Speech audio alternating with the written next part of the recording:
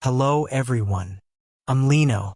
Before we talk about America, before we talk about borders, before we talk about compassion, we need to confront one uncomfortable truth. Population movement has always been a political weapon. This is not a conspiracy theory. This is not extremist rhetoric. This is history. Empires understood it. Authoritarian regimes practice it openly. Only naive democracies pretend it doesn't exist. And that denial comes at a cost. Part 1. Demographic engineering is real. I come from a system where this is not debated. In Xinjiang, in Tibet, and most recently in Hong Kong, the Chinese Communist Party did not rely only on police or propaganda. They relied on demographics. They moved populations. They altered ratios. They diluted local identity.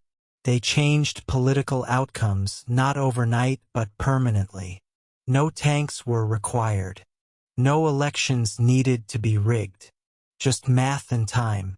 This is why anyone who has lived under authoritarian rule understands one thing very clearly. Demographics are destiny.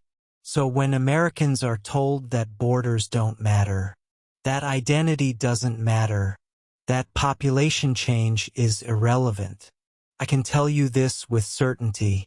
Every serious regime in the world knows better. Part 2. America's numbers, reality, not ideology. Now let's talk about the United States. Every year, America legally grants around 1 million green cards. That process is regulated, screened, and planned. Even at that level, it already puts pressure on housing, schools, healthcare, and infrastructure. Now compare that to illegal immigration. In recent peak years, the southern border recorded over 2 to 3 million illegal encounters annually. That is not orderly immigration. That is uncontrolled pressure. Even if only a portion of those individuals remain, the scale alone overwhelms the system. So here is the reality no slogan can erase. Illegal migration pressure already rivals or exceeds legal immigration capacity. Now imagine what happens under a true open border policy. No enforcement, no deterrence, no limits. That is not immigration. That is demographic shock. Part 3. Europe, the future that already happened. If this still sounds hypothetical, look at Europe.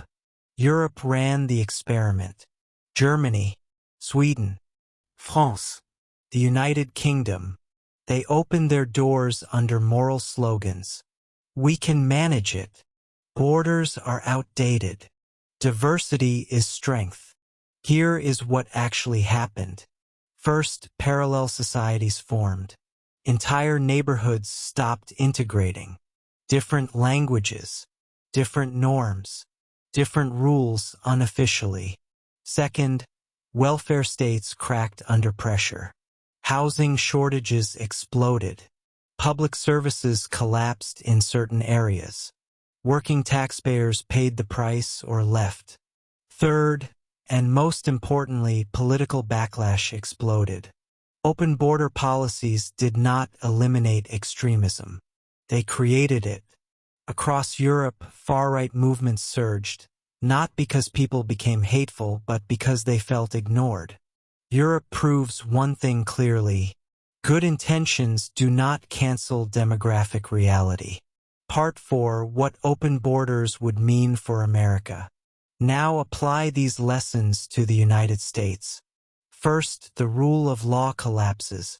A state that refuses to enforce borders teaches everyone that laws are optional. If immigration law doesn't matter, why should tax law? Why zoning? Why any regulation at all? Second, citizens are morally demoted. Open border ideology flips responsibility upside down. Citizens, the people who built the country, fund it, and defend it, are told their concerns are immoral. They are expected to sacrifice without consent. No republic survives that inversion. Third, national cohesion dissolves. A nation is not just territory. It is shared rules, trust, and identity. Unlimited inflow without assimilation does not create unity. It dissolves it. Part 5. Why the American left is morally self-intoxicated. Now let's address something directly. Why does much of the American left cling to open borders despite all evidence? Because it offers moral self-gratification without consequences. Supporting open borders costs nothing, personally. The burden falls on border towns, working-class neighborhoods, public schools, local hospitals. But the applause happens on social media. Open borders allow people to feel morally superior, without ever bearing the cost of their beliefs. It turns politics into performance. And worse, it reduces real human suffering into a prop for ideological purity. That is not compassion. That is narcissism disguised as virtue. Part 6. Who benefits from a borderless America? Now ask the strategic question no one wants to ask. Who benefits from a divided, overstretched, internally chaotic America? Not migrants, not American workers, but America's rivals.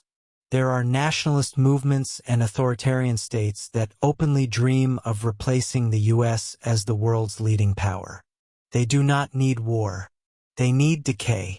Open borders accelerate fiscal strain, social fragmentation, political radicalization, loss of national confidence.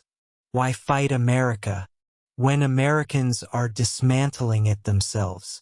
Final section. The question the left cannot avoid. Let me end with one simple question. If borders are immoral, if enforcement is oppression, if a nation has no right to decide who enters, then what exactly are you defending? A country?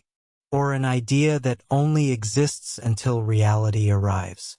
Because here is the truth you cannot escape. There is no compassion without order, no generosity without limits, and no country without borders. So I'll ask one final question, and this one matters. If America must accept everyone, sacrifice everything, and defend nothing, at what point does the United States stop being a nation at all?